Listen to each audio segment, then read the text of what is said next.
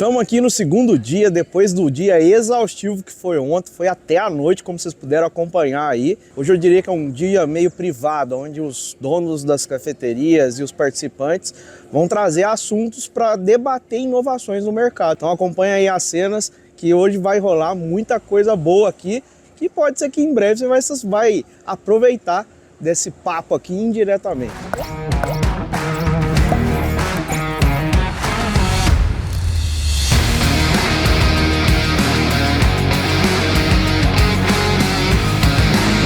Então, temperatura inicial que nós vamos entrar com esse café dentro do torrador é a 205 graus, tá? Atingiu a temperatura aqui, a gente solta o café e agora a gente vai iniciar, né, a primeira fase do processo da torra. Então aqui a gente vai iniciar a fase da desidratação.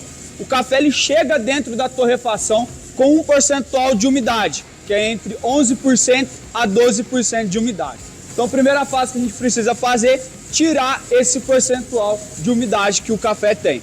Por que que a gente precisa fazer esse processo? Se você misturar depois água e açúcar, o café ele não vai ficar no ponto ideal. Às vezes você vai deixar o café ali no ponto de um café cozido, ao invés do café estar torrado e trazendo todos os atributos que ele tem de origem de bebida sensorial. Os processos naturais, né, que a gente trabalha aqui, que é o nosso frutado, nós fazemos uma torra nele um pouco mais lenta. Por quê? O café ele tem mais açúcar para você estar trabalhando, onde a gente consegue fazer uma caramelização mais longa, liberando muito mais açúcar desse café. Já o processo do descascado, nós precisamos fazer um processo de torra um pouco mais acelerado. Por quê? Que é o nosso bourbon amarelo, onde a gente quer trazer um café mais cítrico e um café mais ácido, onde a gente trabalha ali um café com a torra um pouco mais acelerada, tá? Cada saca de café que a gente tem separado aqui hoje em pallets diferentes, nós temos uma curva de torra específica somente para esse café. Nós não temos um padrãozinho a qual a gente vai seguir e todos os cafés vão passar pela mesma temperatura, pela mesma temperatura de entrada. Então cada café ele tem uma curva de torra específica para ele. Como que eu vou dar o ponto nessa torra? Pelo visual e pelo olfativo. Pelo aroma que o café vai me trazendo, eu vou saber qual é o ponto ideal que está acontecendo ali de torra. Então aqui nós estamos trabalhando, o café ele já está mudando a cor, tá? Aqui a gente já está começando a iniciar o processo da caramelização do café, onde a gente vai trabalhar, né, todos os atributos de origem do pé de café.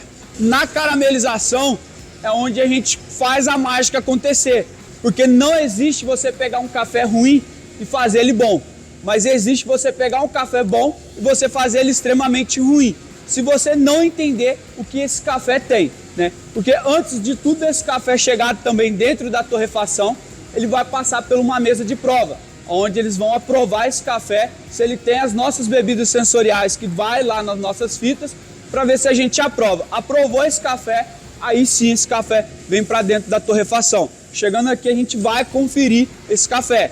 Bateu certinho com as nossas amostras, o café fica, senão a gente tem que trocar esse café, tá? E ó, como que já mudou, tá? Então aqui nesse gráfico, que é bem ilustrativo que o Gabriel tá montando para vocês, que a gente vai tirando umas amostras e vendo o que esse café tem. Os cafés que a caramelização dele é mais longa, esse café vai ter muito mais doçura, vai ter muito mais corpo. O nosso frutado é um café que a gente faz ele com uma caramelização mais longa. Por quê? Eu quero trazer nesse café notas mais de chocolate, caramelo, o aroma mais floral, um café mais encorpado. Já o bourbon que eu estou torrando hoje para vocês, essa caramelização dele tem que ser mais curta. Por quê? Quero trazer uma bebida mais cítrica, uma bebida mais ácida e um café mais suave aí no seu paladar. Passou nessa fase aqui aí que a gente tem que dobrar mais essa, conferir muito mais esse café aí. Porque é a parte de onde está acontecendo, né, toda a reação química aí do café. Nós iniciamos o café na temperatura de 205 graus. Nós estamos a 177 graus. Então, quando o café entrou dentro do cilindro, o cilindro sentiu o percentual de umidade que esse café tem, eles abaixam a temperatura, os dois ficam no mesmo padrão ali e o café começa a ganhar energia. Quando o café já começa a ganhar energia, nós não podemos ficar toda hora mexendo nesse fluxo aqui de chama. Por quê? Senão você não vai deixar o café trabalhar todas as reações que ele precisa. Então agora ele já começou a ganhar toda a energia que ele tem, eu preciso dar uma potência nele para o café ganhar volume. Nós vamos perder densidade por conta da umidade do café, mas no final vocês vão ver que o café ele vai estourar igual uma pipoca, onde o café ele vai ganhar um volume. Já está finalizando a parte da caramelização, tá? Já vendo como que o café ele já começou a mudar de cor. Tá no ponto.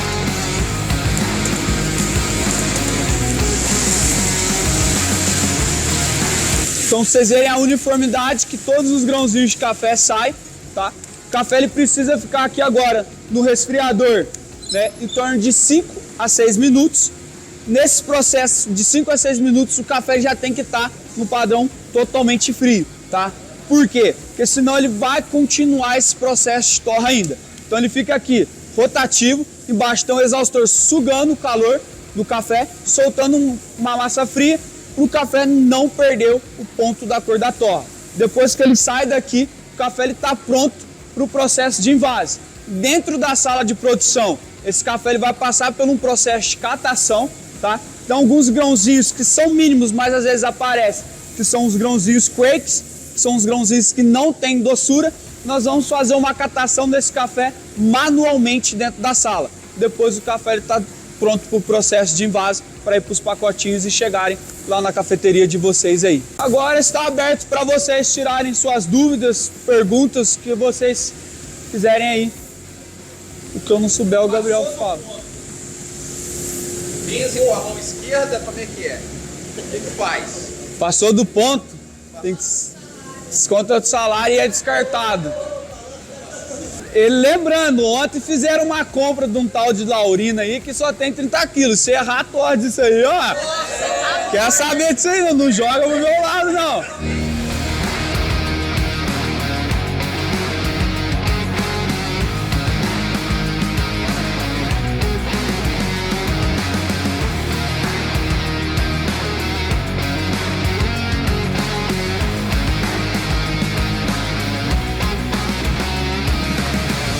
Como funciona essa modalidade? Chama Coffee and Good Spirits. O astro da competição, obviamente, é o café. Então uma coisa que eu sempre me pergunto, que está meio que na regra, é o seguinte: eu fiz uma bebida com café. Se eu tirar o café da bebida, a bebida ainda é comercial, ainda continua fazendo sentido? Se a gente chegar na conclusão que eu fiz uma bebida que o café saiu e continua muito bom, milkshake de café não é uma bebida para campeonato, é uma bebida para público, mas não é para campeonato. E aí dentro dessa modalidade é olhado algumas coisas, como por exemplo, a bebida que está sendo apresentada, ela é comercialmente aplicável? Essa bebida pode ser aplicada aonde? A regra está assim. Aí teoricamente, na minha fala, eu tenho que simular isso. Esse coquetel deve ser servido num bar. Então, de alguma forma, eu tenho que induzir o juiz a preencher essa nota. Mais ou menos por aí. Visual, vestimenta, higienização, organização, a mesa, a montagem da mesa, se tem uma certa harmonia, né? Se tipo assim, tá organizado, não é um barman, um barista desorganizado. Se ele domina bem cada ingrediente, a regra pergunta isso, ele conhece bem de cada ingrediente, né, que ele está usando. Então é importante não esquecer de falar o volume de cada ingrediente, a receita de cada preparo de café. O café em si tem que estar bem detalhado. Que café que é, o porquê que você está usando ele, quais são as características, de onde ele veio, né?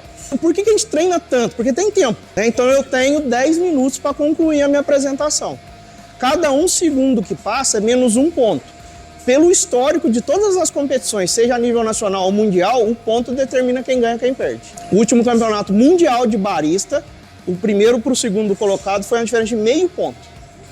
Meio ponto é tipo assim, caiu uma gotinha de leite aqui e eu não tivesse cuidado de fazer assim, ó. Barista não tem atenção no detalhe, sujou a bancada e não limpou. Por exemplo, como eu estava regulando aqui, no dia, o que eu faço? Eu ponho uma toalha na máquina e regulo a máquina, porque aí tudo que cai, cai na toalha. Eu trabalho sem a bandeja aqui, ó, vai caindo na toalha. Porque na hora que o juiz entra, a primeira coisa que o juiz técnico faz, na hora que eu pedir tempo, ele sai olhando a máquina, ele sai olhando as xícaras, ele sai olhando as coisas e vai anotando. A xícara tal tava suja, a máquina tá com marca de dedo.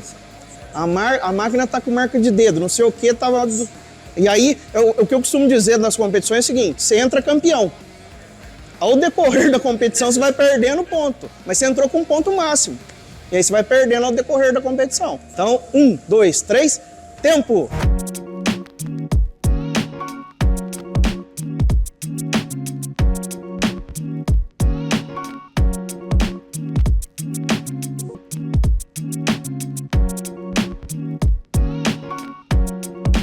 Eu vou fazer a minha apresentação aqui, já a fase final. Espero que eu vá para a final, né? Na final a gente tem que fazer 3 pares de desenhos em 10 minutos. Então é apertado aí, eu ando treinando bastante. Tomara que eu não estoure, tomara que dê tudo certo. O juiz, olha, vai ter um desenho aqui. Ao redor do desenho não pode ter nenhuma mancha. Isso tá lá na ficha, contraste. Vocês vão comparar um desenho com o outro, só que tá faltando uma coisa aqui, que é uma foto que a gente vai fazer do desenho para ter uma comparação do treinamento. Então o juiz sempre compara os desenhos com a foto que ele levou. Teoricamente, o desenho tem que ser meio que explicado. Por que você fez esse desenho? Né? Então existe uma preocupação também de falar assim, tá, mas de onde que veio essa loucura sua aí? Né? Outra coisa, simetria. A base de simetria é a alça da xícara. Então vamos dizer, tem um cachorrinho aqui com a orelha para cá e ele tá bem no meio da xícara. O outro vai estar assim, perdeu nota de simetria. Então tem que estar os dois na mesma pegada de simetria. Não pode sobrar leite na pitcher, não pode fazer um mais baixo que o outro. Teoricamente não pode fazer ele baixo. Você não serve na sua cafeteria baixo. Mas o que acontece? Se ele fizer os dois baixos, mais ou menos na mesma altura, ele vai perder um ponto por isso, mas o impacto maior dessa competição é o visual do desenho. Mas é um ponto. É um ponto que pode chegar lá no final, o outro fez 10 e fez 9 perdeu. Gabriel, se errar, já era. já era. Ao contrário de mim, a minha modalidade permite uma tremedeirazinha, né? O Léo, se ele tremer, teoricamente ferrou. Mas o juiz técnico normalmente olha as mesmas coisas que eu. Extração dos expressos, linha de N, tudo isso. O Léo tem um problema, porque na minha apresentação eu faço um expresso. Então beleza, é um expresso que o juiz anotou ali. Como ele vai fazer mais de um expresso, tem que ter uma certa coerência entre os expressos. Não pode um sair em 30 e o outro sair em 25. Ele julga, aí vai mudar o volume na xícara, consequentemente vai mudar o contraste do desenho, é o que vai acontecer. A competição permite que o barista faça um dos desenhos com um palitinho. Né? Isso chama design. A gente chama, na regra tá como? Você pode usar um palitinho para fazer um design diferente de desenho. Aí vai da criatividade do barista. Preparados, juízes? Preparados? Tempo!